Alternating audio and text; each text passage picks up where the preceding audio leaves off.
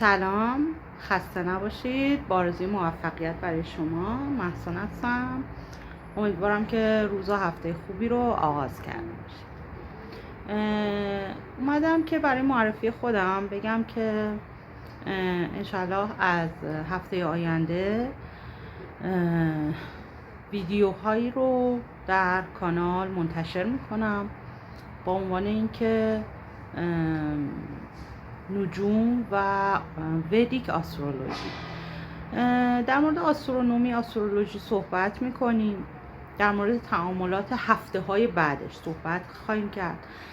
مثلا اینکه به قول معروف هفته آینده چه اتفاقاتی خواهد افتاد و چه تعاملاتی ما در پیش داریم، یا ماه آینده چه اتفاقی خواهد افتاد.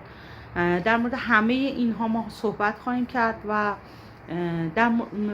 موضوع دیگه‌ای که توی کانال حتما قرار میدم در مورد درمان‌های انرژیکی با سیاراته. در مورد درمان‌های انرژیکی با سیارات صحبت میکنیم. در مورد بازار و ترید مالی خیلی صحبت خواهیم کرد، چون خود من تقریبا نزدیک 10 ساله که با نجوم مالی ترید میکنم و با این بازار آشنا هستم کاملا و حتما در این رابطه صحبت خواهیم کرد. در مورد انرژی درمانی های مختلف که چطور میشه یه سری مسائل رو از طریق سیارات انرژی درمانی کرد و چه رمدی، یعنی درمان یا تراپی، فرقی نمیکنه. معمولا هندیا به درمان میگن رمدی کردن، یا مثلا سیارات رو که درمان میکنن بهش میگن رمدی کردن.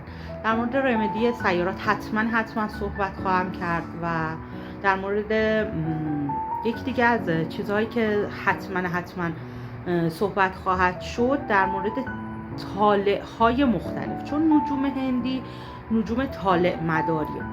در مورد نجوم غربی هم یه کوچولو صحبت میکنم، ولی زیاد اطلاعات کاملی در موردش ندارم، ولی در مورد نجوم هندی خیلی اطلاعاتم خوب و کامل هستش.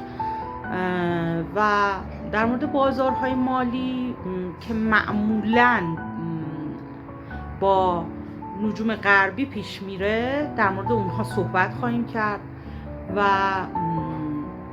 انشاءالله که در کنار هم روزها و ساعتهای خوشی رو داشته باشیم و ویدیوهایی به صورت ویدیو عکس براتون میذارم و صحبت میکنم روی اونها که در مورد فقط در مورد نجوم صحبت خواهم کرد و انشاءالله که راضی بوده باشید و حتما لایک، کامنت، سابسکرایب یادتون نره. ممنون، دوستتون دارم. خدا نگهدار.